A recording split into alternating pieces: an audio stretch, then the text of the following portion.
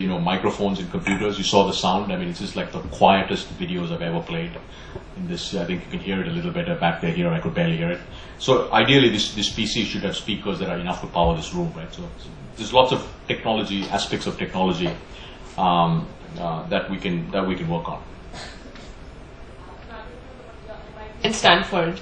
Oh, look, I mean, MIT and Stanford. How does that? I think. Education is an interesting thing, right? I think what's important is, before I went to MIT, I thought I was really hot shit. I showed up and 2 weeks later I was nothing. I think the most important thing you can do is have life experiences. And I think, because a lot of the actual science that you learn and what I call the fundamentals that you learn are not really, the fundamentals are always relevant. But the science that you learn is not really relevant, right? And so it's. I mean, I think the way it helped because it helped me get into McKinsey. It helped me be successful at McKinsey. McKinsey helped me be successful at Dell, and Dell was helpful, and so on and so forth, right? So life is a journey, and I think what's important is I think I think about this a lot because my daughter Maya is 8, and the reality is she doesn't really need to learn all the basic math things that I'm making her learn. I'm making her learn it because I learned it and I think it's really important to learn it. But the reality is addition, subtraction, calculus, all of these things are going to be off a glass and she can literally look at a math problem and tell me the answer. Right? I don't have to do anything. Right? I mean, that's computing. I mean, if cars can drive themselves, math problems clearly can be solved by just looking at them. So what do you teach your kids, right? And I think I'm yet sort of evolving my thinking on this. But I want Maya to learn to have confidence. Right, to be very adaptable, is to change, quickly change, right? Because a lot of people can't kind of change. I want her to have the appetite to learn new things, right? I think this learning ability, the curiosity, right? I mean, those are the kinds of things I think we learn, and I worry that most of our schooling systems don't really teach any of those things, right? So anyway, don't have a direct answer, but I'm glad I went to MIT and Stanford. Would I do it all over again? No, I'd probably start Stanford 2 years in. I'd probably do a startup. That might be today. That's probably what I do. Yeah. We read so much about the health hazards in the newspapers of using all these devices, and what is being done on that front. Like we read about radiation and effect on the eyes, and especially with so many young children and learning to use all these devices. Yeah. How are we going to protect us against all the health hazards? Yeah. No, I think it's an interesting question. Although I must ask, do you all know that Delhi is the most polluted city in the world as we speak?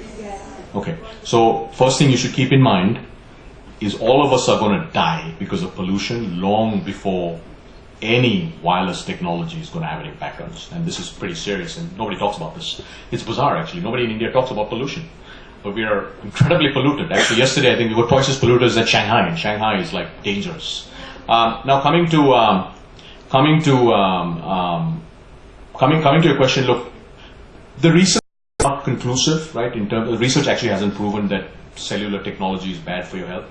But we continue. So we're doing a couple of things. One, we continue to actually partner with academicians and researchers to really understand the impact of technology. And the other thing is, look, we are very, very careful about what technology. There are certain kind of technologies that haven't been launched because they are actually hazardous. But there is no research that says wireless technology or Wi-Fi or Bluetooth is bad for you. So I think. One of the things that we should be a little careful of is sort of believing that technology is bad for you, because I think what will be really bad for you is believing that technology is bad for you. I didn't answer your question. Yeah, let me take a question. There's one question all the way back there. I have two questions actually. The first is, when are we going to see technologies like Google Glass and driverless cars becoming mainstream? And the other question is, sorry, I forgot my other question for now. So, I think, so Google Glass is not mainstream yet, but it is available for sale in the US. So if you're in the US and you really want a Google Glass, you can get it.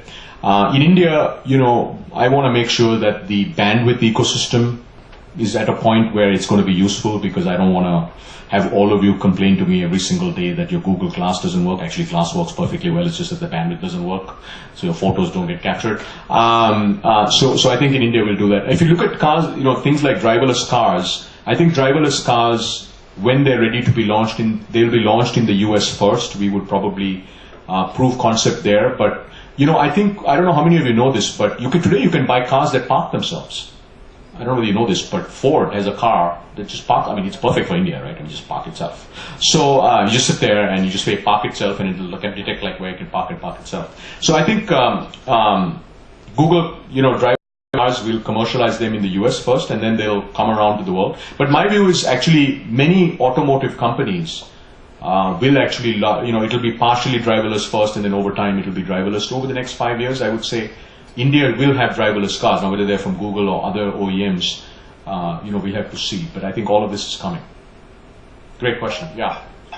And then we'll go over this way. Hi, I want to know your take on the retail industry in India. Now we are talking about digitizing India and everything. So people who are running the retail outlets, what do you see the future of those people and the industry? I think the future of retail is fantastic. I mean, India is the 9th or 10th largest economy in the world. Even at 5% GDP growth, India will become the 4th largest economy in the world and overtake the UK by 2025.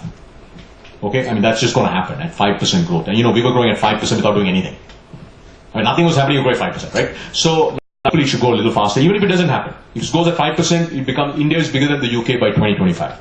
So, the reason I like that is because the consumerism that we're seeing is just going to increase by orders, by leaps and bounds, right? So what does that mean? People are going to buy more stuff. So clearly, retail today, if you look at organized retail, it's still a very small percentage of the total retail, right? Total retail is about 450 billion. Organized retail is about 40 billion. So it's about 8-10% of retail today is organized. So our view is organized retail will continue to increase. I think what's important given digital is for retailers to leverage the power of these sets of technologies and these connected consumers. So what does that mean? I think it's important if you're a retailer to have a web presence. I think it's important if you're a retailer to actually give consumers the ability to buy your products online.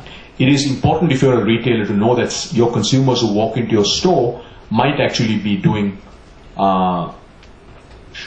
window shopping. So there are apps that are being built. I can actually look at a dress. I can just take a picture of it, and it'll compare all the other shirts on the internet that are available and tell me what the price is.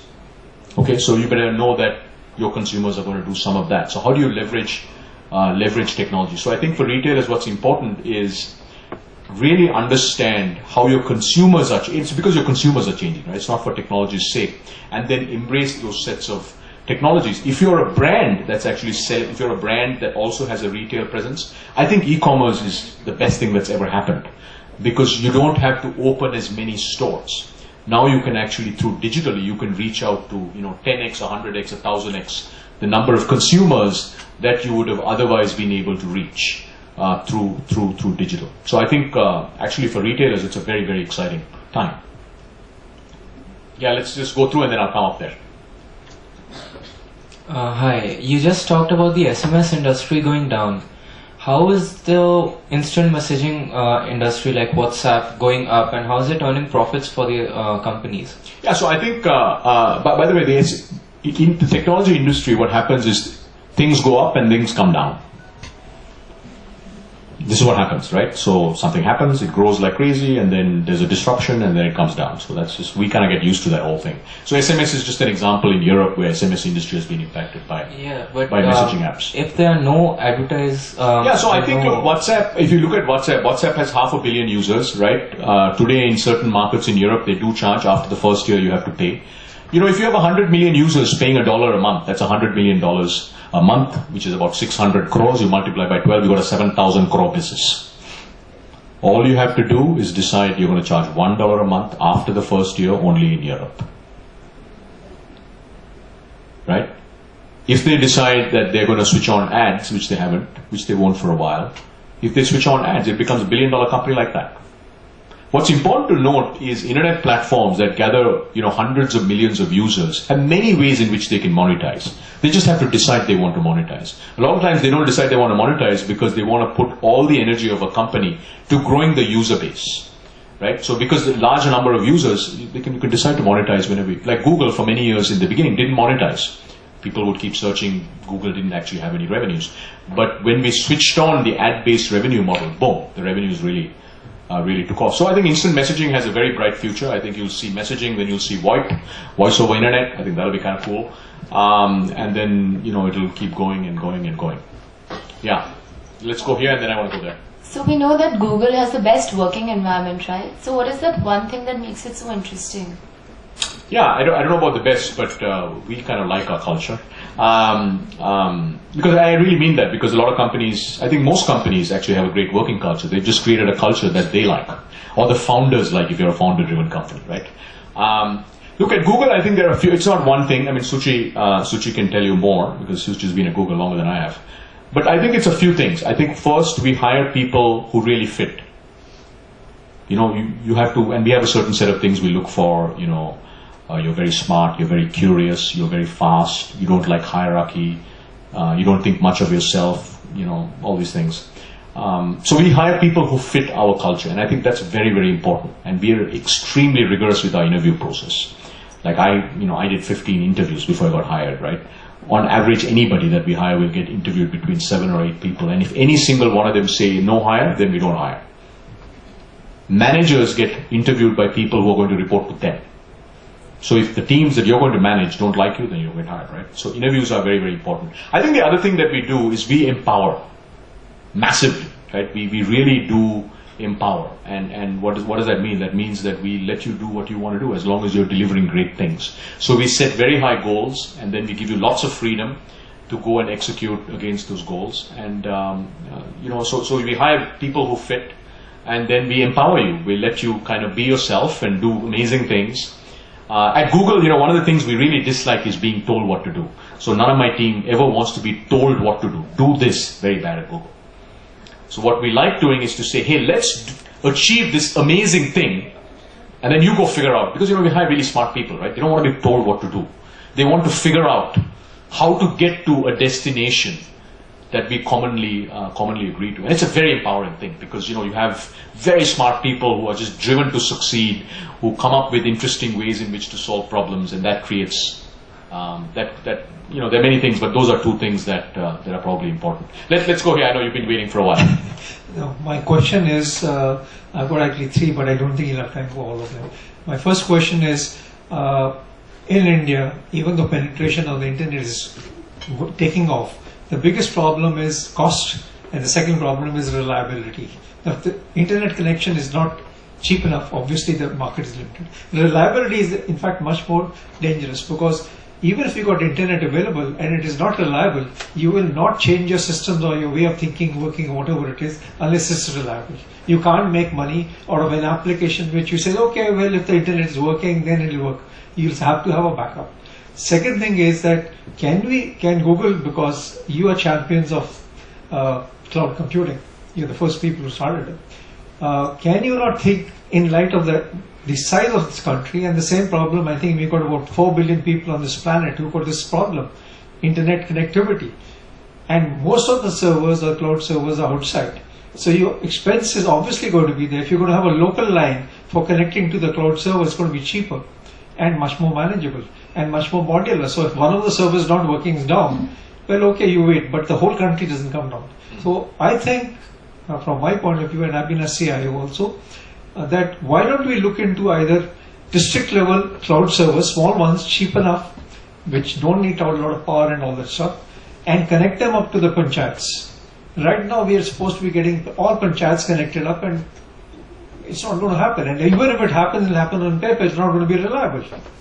So if that's something which Google could do, it'll be a big service, and have local networks based on Wi-Fi. That will straight away all these the cell phones you're talking about, smartphones, they'll be energized and they'll be the same. So I think I do agree that both connectivity, the quality of connectivity and affordability are both challenges. So I think, look, Google can't directly impact that in India. It's really the zone of the telecoms, right? They need to have better networks. They need to address. So we are partnering with the telcos very, very closely. And I think on the enterprise side, I do agree with you that, especially when it comes to cloud services, right? Both of those things become even more severe than if you're a consumer with a smartphone. It's okay for it to drop maybe once, but if you're a business, you don't need that. So we're working on a whole set of different solutions. Good ideas. Yeah. How much time do we have left? Okay, let's take 2 more questions. Yeah.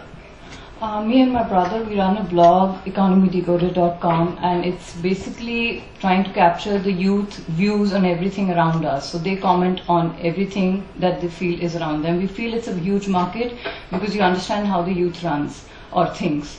The problem that we are facing is that we don't want to go ad. We don't want to have commercialization. So what is the way that an information portal can increasing user base is one, making it so voluminous that obviously businesses will come to you and you will get revenue someday. But what is the other way apart from ads that an information portal like us can grow?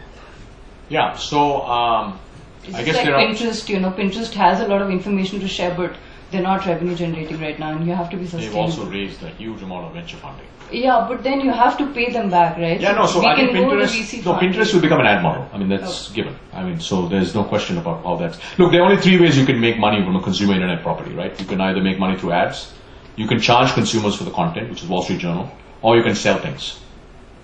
So you have to decide on the three. Or you can decide you want to fund it forever.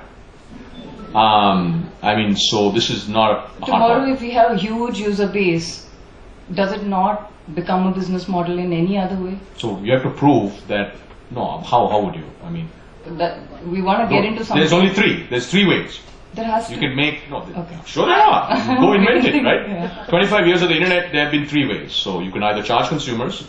If they really love your content, by the way, they will pay for it. Or if they really love the engagement, they will pay for it. There's ads, either you can throw ads or you can create affiliate, by the way, right? So basically they click on some articles and so you can do sponsors content. I mean, that's, ads or sponsors content. And the third is you can sell things.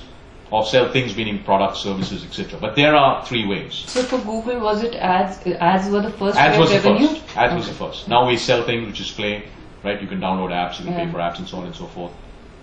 And we also sell cloud services, which is we sell things. Cloud services to businesses, right? So there really are three ways. I mean, you can invent the fourth one. We'd love to have you invent the fourth one. But I think you should figure out what it's going to be, because I think once you start generating some revenue, you can grow faster, I assume. Right? Yeah, let's take one more question. Hi. Sorry. Hi, Mr. Rajan. My name is Karun Rati. Coming back from all the retail space that we were talking about, I just wanted to talk to you a little more technical. We're seeing that now technology is going towards wearable devices. So we've talked about glass, we've talked about watches that have all sorts of information. So from what you've just said and from what I've seen and experienced in my time is that all these devices are supposed to empower us and give us more freedom. And I think the piece of the puzzle is how do we not make ourselves move most of the time to touch our devices and to click a photograph by touching it and pressing a button. So the voice becomes central to that. And I've seen in all of these videos that you've shown, people are asking the device to do something. We've already got that technology in our phones, and I use it sometimes. But then sometimes it gets very frustrating when the device doesn't understand what you're saying. And I'm sure that happens in the US as well. But in have India, your question, please? Yeah, because in we're India- running rather short on time. That would be very nice. absolutely. So in India, that becomes especially important because of the accent. So how is Google addressing that? Because Yeah. that's So yeah, I mean, I think it's a good question. Look, voice is going to be very, very big. In fact, I think India will have the first voice-driven internet in the world because we just like to speak. And we are training the machine to understand. Actually, do you have an Android or an iPhone? Android. So search should work with. I mean, search definitely works with my accent, but my guys may have just tweaked it for my accent. But much better than Siri. But yeah, so look, we are training the machine, right? So we this year we've had a huge focus on English and also Hindi. So soon you'll be able. I try searching on search with Hindi. So that should work too. So this is all a matter of machine learning, right? So we train the machine. So you should assume that just about everybody in a few years should be able to speak to the internet and we should understand you. Okay, great. Thank you very much. It's wonderful to be here. Oh, right. Okay. Got it. How we at Flow can play the role of a catalyst to create more Rakhis and help grassroots women in their businesses. More Rakhis, the So Rakhi you in should- Rajasthan, and you what should do we it. could do more with our pan-India. I think you should outreach. You should, Yeah. you should do more outreach. Look, We all these women need help. Rakhi Sawants. Sorry? People would love million Rakhi Sawants. Yeah. I think that's a great goal. Excuse me, this is the Rakhi which we talked about, Mr. Anand just addressed in the Rakhi in his clipping. Rakhi from Rajasthan. Rakhi from Rajasthan, yeah, not the other Rakhi. How could we, the grassroots women, we could we could play the role of a character. No, absolutely. Look, we have all the tools, we have all the support that we can provide. What we, and we are partnering now with lots of organizations that have the capability to outreach.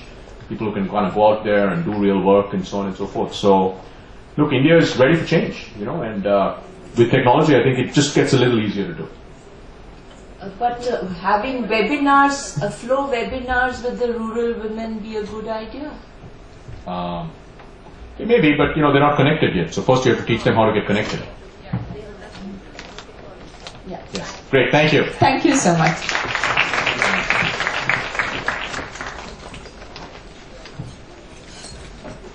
After such a interesting and inspiring session and lovely question and answers, may I invite Smita Puchra, President Flow, to give a memento to Rajasthan.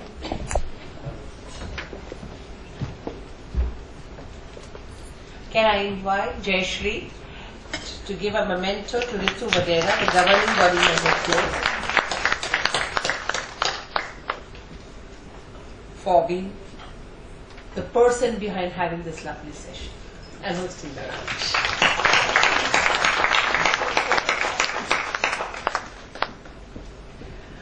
I'll be inviting Ashna Garodia Gupta, Senior Vice President, to deliver the vote of thanks.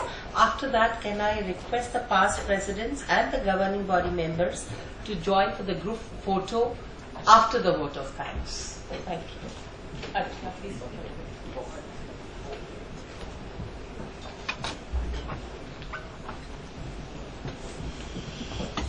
We've had a very thought-provoking session.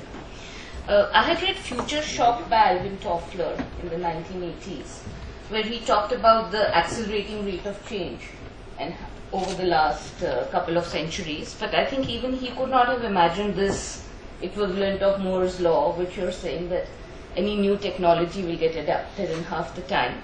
And we are waiting with bated breath for Google Glass, which should reach 1 billion consumers in 4 years now, as per the last 8 years for your last technology, smartphone, wearables.